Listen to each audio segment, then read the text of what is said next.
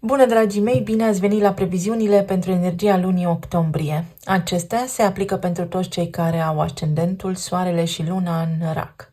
Să vedem despre ce este vorba pentru voi pe parcursul acestei luni. Luna a debutat cu acel eveniment important, eclipsa de soare din balanță, care a fost deopotrivă și lună nouă, iar pentru voi acest eveniment astral s-a produs în zona care ne vorbește despre casă, locuință, trecut, familie, spațiu locativ, rădăcinile voastre, dar și proprietățile voastre. Balanța este semnul relațiilor cu partenerul de viață, clienții, prietenii cei mai buni, dar și partenerii de afaceri, dacă sunteți antreprenori. Iar această eclipsă, care a fost deopotrivă și o lună nouă, ne-a adus nouă la îndemână potențialul de manifestare a unor noi intenții. Practic, în tot ceea ce ține de relațiile noastre cu părinții, cu a noastră casă, tot soiul de schimbări pe care dorim să le facem, spre exemplu să ne mutăm sediul social de unde îl avem acasă la noi sau să închiriem o casă nouă sau să cumpărăm o casă nouă, tot ce are legătură cu familia noastră, cu noi ca părinți sau cu ai noștri părinți. Lucruri care se pot redefini, lucruri care se pot transforma acum, pentru că orice lună nouă vine ca o suprapunere, o încheiere și un început deopotrivă. Ceva trebuie corectat. În această eclipsă a fost implicat și nodul sud karmic, care vine cu experiența noastră anterioară, cu potențialul de a nu repeta anumite lucruri din trecut care nu au funcționat pentru noi, sau cu potențialul de a face încă o dată ceva ce a fost sustenabil, ce a fost bun. Iar în opoziție avem nodul nord din Berbec. Ambele se regăsesc în acest moment la 6 grade. 6 este numărul care exprimă pacea, dar și conflictul. Așa se face că pentru voi această lună octombrie vine cu conștientizări, vine cu luciditate, vine cu soluții care sigur că au legătură cu familia, cu casa, cu părinții, așa cum am enumerat anterior. Mai apoi, pentru voi, în mod deosebit, Jupiter va avea un rol important în această lună, întrucât își începe retrogradarea pe 9 octombrie și voi aveți Gemenii în casa a 12-a, a inconștientului colectiv, a strămoșilor, a câmpului de energie, a mentalului colectiv. Este acea casă care exprimă izolarea, restricțiile, unde Gemenii reprezintă intelectul, gândirea și comunicarea, iar Jupiter expansiunea. Dacă anterior ați comunicat sau nu ați putut comunica cu cineva, acele lucruri acum se pot remodela în funcție de nevoile voastre imediate și apropiate. S-ar putea să fie aici reluarea unor lucruri din trecut, a unor idei, a unor planuri pe care le-ați avut, sau simțiți că trebuie să încheiați ceva anume, simțiți că trebuie să vă mai documentați, să reluați niște cursuri sau sunteți împinși practic de contextul vieții voastre să faceți aceste lucruri.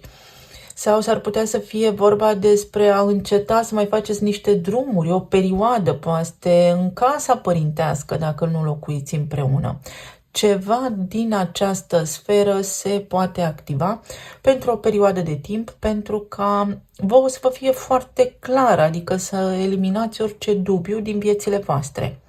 Poate fi vorba despre o comunicare care a fost întreruptă, despre niște demersuri care au fost blocate, pe care acum să le reevaluați, să vă asigurați că aveți toate datele și toate informațiile, sau să vă actualizați cu informațiile din acest moment prezent pentru a porni către un nou drum, către o nouă direcție. Pluto își reia mersul direct în Capricorn. Pentru voi acest lucru se petrece în casa a 7-a. Puteți face o analiză foarte amănunțită a lucrurilor pe care le-ați experimentat în relațiile voastre, începând cu anul 2008, pentru că de atunci Pluto se regăsește în Capricorn, mai stă puțin aici, pe zona relațiilor conștiente 1 la 1 pe care le aveți voi cu clienții, partenerii de afaceri. Este casa balanței, toate aceste lucruri sunt interconectate, așadar dacă doriți noi relații sau să treceți la un alt nivel cu persoana pe care o aveți acum alături, cu care sunteți într-un parteneriat, sau doriți să faceți ceva în plus pentru a vă vinde produsele pentru clienții voștri sau ceva ce are legătură cu prietenii voștri buni apropiați, cu partenerii de afaceri, acesta este momentul. Pentru că în ultima perioadă, pe semne că ați avut tot soiul de lucruri care poate v-au adus în prim plan, în atenția voastră, anumite lipsuri sau anumite întârzieri sau anumite chestiuni importante de care să vă ocupați acum.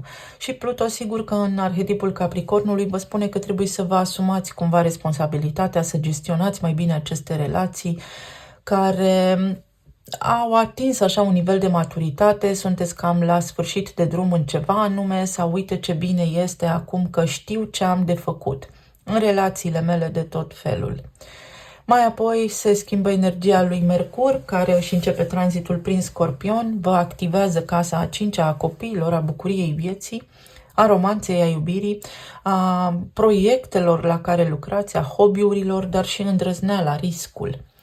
Aceasta este casa leului de drept, deci vine cu foarte multă energie, cu foarte mult entuziasm, în timp ce Scorpionul este ușor învăluit de traumă, lucruri care poate nu au funcționat. Mercur este guvernatorul casei voastre a 12-a, unde acum retrogradează Jupiter și puteți avea așa o descărcare de informații, să înțelegeți unde poate în relația cu copiii anumite lucruri nu au funcționat, poate în modalitatea în care voi de-a lungul timpului ați tratat, ați privit, ați interpretat relațiile de iubire. Scorpionul în sine este un arhetip foarte puternic și foarte pasional, iar planeta intelectului aici vă poate aduce profunzime. În această perioadă vă poate elimina din acele idei mai superficiale, vă poate aduce mai multă determinare și voință, întrucât Scorpionul are doi guvernatori, atât pe Marte cât și pe Pluto. Să schimbați ceva, se schimbă ceva. S-ar putea să fiți un pic mai intenși ca de obicei, s-ar putea să fiți un pic mai profunzi ca de obicei, s-ar putea să fiți un pic mai pesimiști ca de obicei și acest lucru poate fi posibil. Dar, în esență, Scorpionul ajută să ne transformăm. Asta se întâmplă pentru voi când Mercur intră aici în casa a cincea. Scoate la suprafață de ce nu ați putut comunica, scoate la suprafață de ce nu v-ați putut extinde, scoate la suprafață de ce poate lucrurile nu au mers bine în relațiile voastre, scoate la suprafață faptul că poate atât pentru voi, cât și pentru persoanele cu care ați avut o relație sau de care v-ați îndrăgostit, a existat o doză de imaturitate. A fost foarte multă copilărie la mijloc, foarte multă lipsă de angajament, foarte multă lipsă de determinare sau superficialitate. Și acum toate aceste lucruri se pot corecta. Mai poate fi vorba despre o etapă prin care copiii voștri trec și se transformă, sau poate părinții voștri trec și se transformă, sau poate voi ca și copii ai părinților voștri acum vă transformați și deveniți mai puternici, mai hotărâți, mai determinați să faceți ceea ce vreți, să vă schimbați viața, în esență.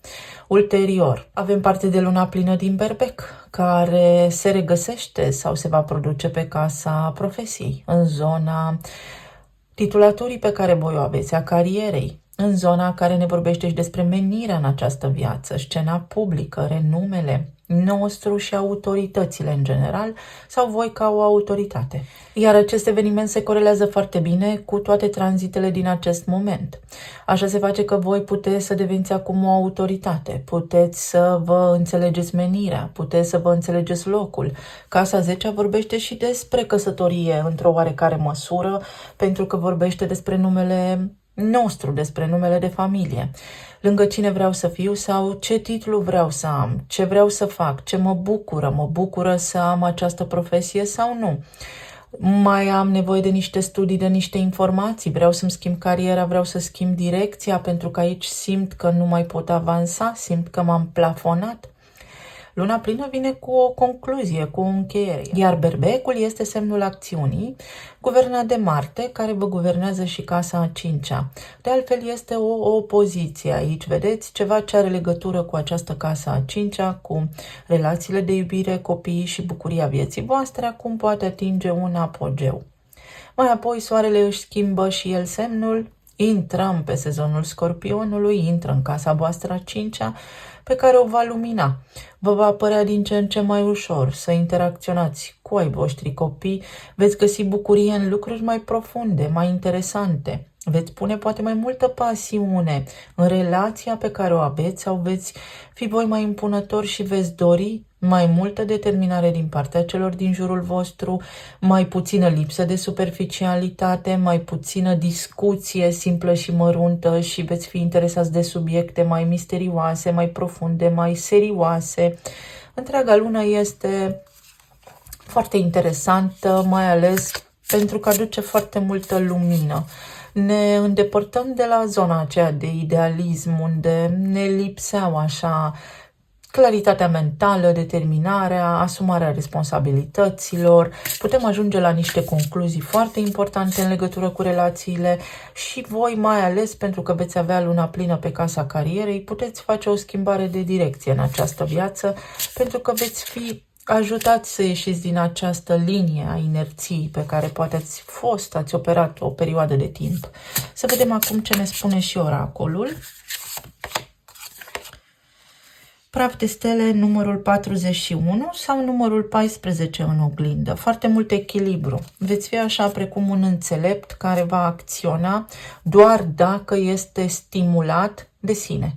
Voi singuri vă veți automotiva în această lună. Nu va exista nimic din exterior care să vă încânte, ci va fi propria voastră voință, părere despre viață și determinare sau viziune mai profundă care va fi autosugestivă. Praful de stele înseamnă un potențial major. 4 este împăratul și 1 magicianul. Cu cât vă controlați mai mult emoțiile, pentru că tranzite prin casa a 5-a pot să vă facă mai emoționali, așa cum am spus, poate un pic mai pesimiști, dar aveți și foarte mult ajutor din partea lui Pluton acum în casa a 7-a, care vă ajută să rămâneți lângă oamenii potriviți pentru voi în această viață. Pluto este guvernatorul Scorpionului și ne ajută să ne redefinim relațiile. Așa cum am spus, conștiente 1 la 1. Să vedem lângă cine ne regăsim pentru a vedea unde putem ajunge. Mai luăm un mesaj de la tarot. S-a interpus aici ceva. Conștiință înaltă și numărul 17, adică luna plină din Berbec, pe care o aveți în zona carierei. Vreți să fiți independenți, vreți să faceți niște lucruri aparte. Uite, Luna și Mercur din casa a 5-a. Ceva nu vă mai face plăcere la locul de muncă, vreți ceva mai mult, simțiți că aveți o menire, simțiți că aveți un simț. Și numerele îngerilor sau confirmare 11 și 11, numărul 14, uite în oglindă. Vă veți întâlni cumva voi cu eul vostru supraconștient, prin intuiția voastră, veți simți că ceva trebuie să faceți în plus sau dacă aveți o neliniște anume, aceea este conștiința voastră înaltă care vă ajută să ajungeți pe drumul potrivit, lângă oamenii potriviți pentru voi în această lună sau de acum înainte, pentru că am vorbit în filmarea, în emisiunea despre eclipsă, ce înseamnă toate acestea. Se deschid cicluri noi de viață. Pajul de spade, magicianul, regina de cupe, pajul de bâte și pajul de cupe. Sunteți plini de gânduri, plini de intenții, plini de inspirație. Vă poate veni inspirația pe parcursul acestei luni să începeți lucruri noi, să puneți în practică discuțiile pe care le-ați avut, ideile care v-au venit până acum în gând și în minte și uite că se întâmplă. Atât că este o lună foarte puternică pentru voi de analiză. Dacă nu vă face cu adevărat plăcere ceva sau ar trebui să fie pentru că vă este vouă util și de folos.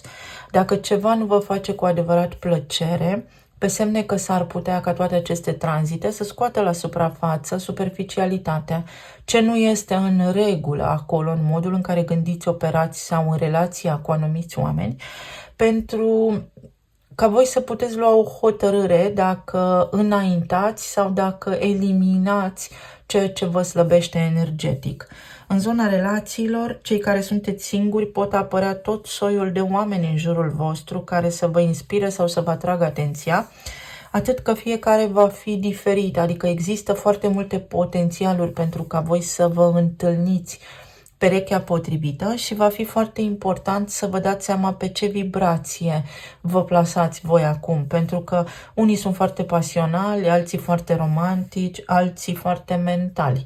Și voi veți avea o alegere de făcut. Acesta este semnul vostru, Regina de Cupe, și va fi foarte important să alocați timp cunoașterii oamenilor respectivi și să vedeți ce aveți în comun acolo. Ori vă regăsiți în același punct al durerii, ori aveți aceeași experiență de viață, doar că simțirea, această undă foarte sentimentală este ceea ce vă unește mai degrabă decât pasiunea și ideile pe care le aveți în comun sau faptul că poate gândiți la fel. Cei care sunteți în relații deja formate, sunteți într-un punct în care vreți foarte multe lucruri sau vă puteți face, începând cu această lună, foarte multe planuri, puteți pune în practică foarte multe idei pe care poate le-ați amânat.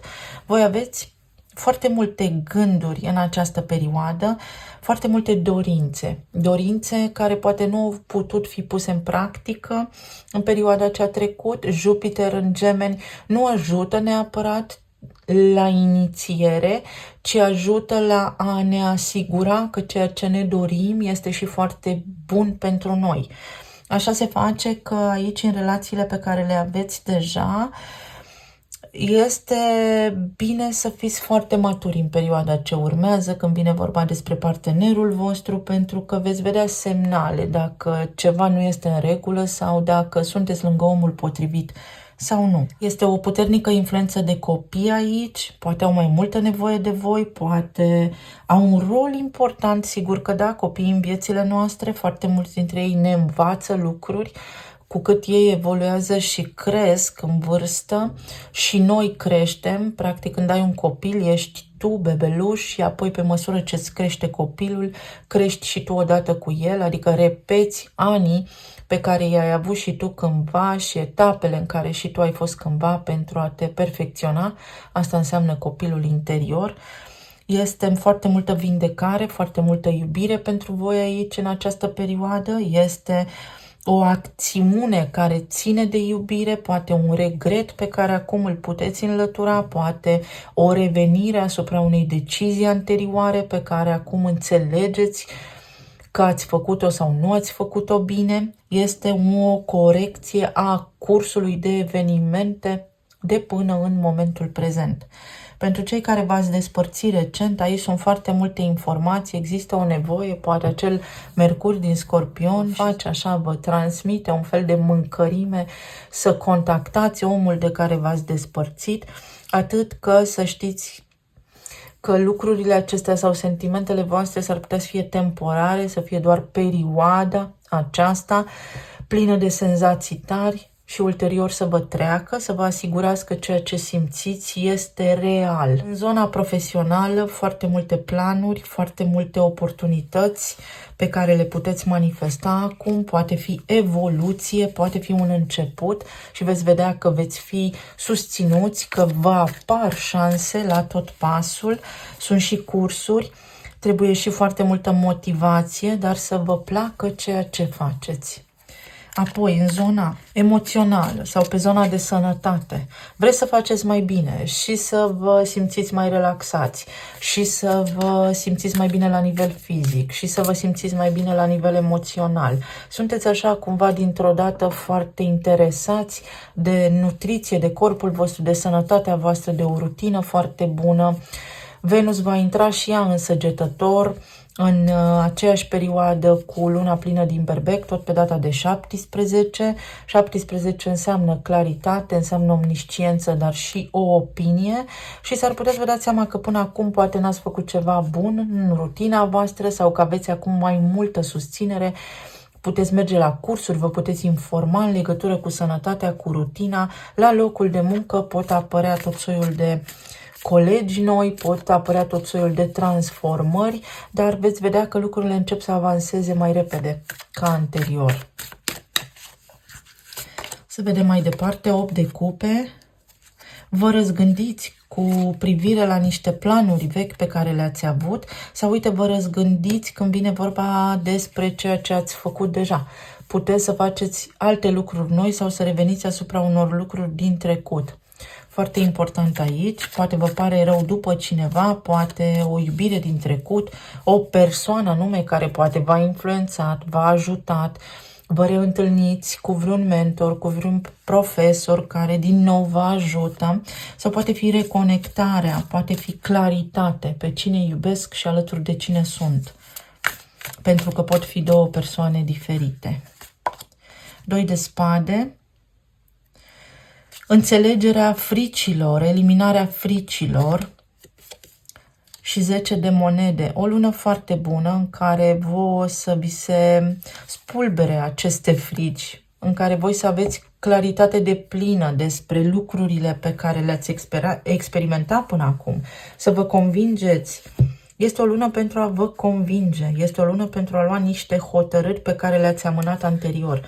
Este o lună în care veți prinde curaj, în care veți simți că sunteți foarte puternici când vine vorba despre carieră, despre profesie sau despre o relație de iubire care, uite, v-a rămas aici în suflet. Poate fi și o promovare pe care o primiți în sfârșit, o fructificare a efortului depus până acum. Niște bani, uite, studiu, este nevoie să studiați ceva sau să analizați ceva. Trebuie să vă informați înainte sau să vă asigurați că niște lucruri sunt de actualitate sau să vedeți dacă mai coincide ceea ce știți voi acum cu ceea ce se întâmpla cândva. Magie, numărul 20, revenirea magică. Revenirea este magică sau posibilitatea de a relua ceva, posibilitatea de a corecta ceva, posibilitatea de a reveni asupra unor gânduri, asupra unor decizii din trecut pentru a le corecta acum cursul, pentru a face alegeri diferite care vă duc către stabilitate, împlinire, dar și prosperitate financiară. Lucruri care vă încântă, vedeți, vă întâlniți voi cu dorința voastră interioară. Și eternitate. Ce este al vostru este pus deoparte. O lună foarte bună pentru voi, pentru a vă convinge, exact cum am spus, că lucrurile la care vă gândiți voi vă sunt și potrivite. Prosperitate, vreți niște certitudini la nivel profesional sau în legătură cu veniturile voastre, vreți să faceți niște investiții. Unora dintre voi vă este teamă de neprevăzut, vă este teamă să acționați pentru că nu știți, este ceva riscant aici, poate vă este teamă să riscați sau poate v-a fost cândva și acum știți cumva cum să vă asumați un risc calculat. Vedem în zona financiară ce se întâmplă. Este o lună bună pentru riscuri calculate, beneficii. Este o lună foarte bună prin care voi să descoperiți cum să vă apreciați mai bine la locul de muncă sau să faceți un pas înainte care vă este mai benefic, să cereți mai multe beneficii la locul de muncă, să negociați mai bine pentru că puteți, sau să începeți o afacere, să faceți ceva în plus față de ceea ce faceți în mod curent și o ofertă de job.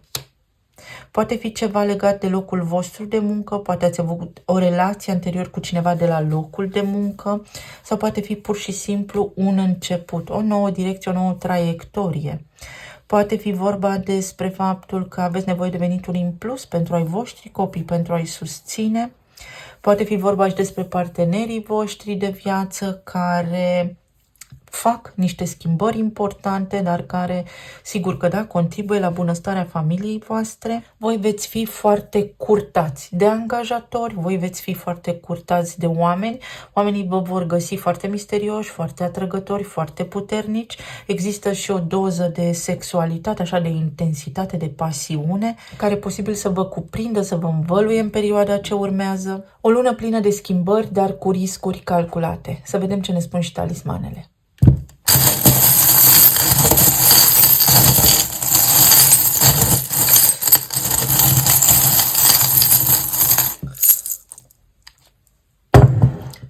Puteți redescoperi bucuria vieții, puteți reveni asupra unor pasiuni vechi, a unei bucurii. Veți fi văzuți foarte puternici, foarte atrăgători, foarte senzuali, uite racul. Și șansa, foarte multe șanse pe care le puteți avea în această lună. Succesul vostru este direct proporțional cu modul vostru de a gândi. foarte multe oportunități care se pot concretiza pe parcursul acestei luni, inclusiv o sănătate mai bună, vitalitate mai bună. Uite, vă întâlniți aici față în față cu ceea ce vă doriți, intrați în rezonanță cu lucrurile pe care vi le doriți, asta înseamnă că aveți cale liberă, puteți manifesta niște lucruri foarte importante, șanse, loc de muncă, întâlniri amoroase pe care vi le doriți, sunteți magnetic cumva pus față în față cu dorințele voastre, atât că trebuie să fiți foarte serioși, să depuneți un efort, să fiți motivați, să vă doriți aceste lucruri, dar să vă controlați și foarte bine emoțiile, pentru că altminteri puteți cădea în capcana codependenței și a atașamentului. O lună în care sănătatea voastră va fi importantă sau veți începe să faceți drumuri pentru analize sau să căutați informații. O lună foarte stabilă, dar și plină de încărcătură spirituală, posibil și karmică pe de-o parte. Karma nu înseamnă doar rău, înseamnă și bine. Lecții de viață, informații pe care să le descoperiți, care vă vor fi foarte utile. O lună care vă ajută să vă eliberați de stres sau ceea ce vă stresa devine istorie, pentru că aveți o reușită, puteți avea succes. Inițiala N și un nou drum, o nouă destinație, o nouă țară, o nouă casă, o nouă relație sau o nouă etapă. Primiți viza. Sunteți avizați, ori sunteți înștiințați, comunicați cu cineva, ori este pur și simplu undă verde. Aveți permis liber către a vă îndeplini voi scopul, sensul, menirea. Mulțumesc tare mult! Să ne reauzim cu bine, să aveți o lună minunată pe data viitoare. Pa, pa!